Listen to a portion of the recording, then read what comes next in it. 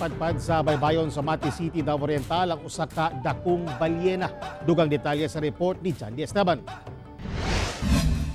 Pasado alas 2 kagahapon dihang nakita sa mga residente sa Barangay Langka, Mati City, Davao Oriental ang usa ka dakong balyena nga napadpad sa ilahang baybay. Buhi pa ang balyena dihang ilahang napalgan. Busa daling gipahibalo sa mga residente sa otoridad aron masalbar kini.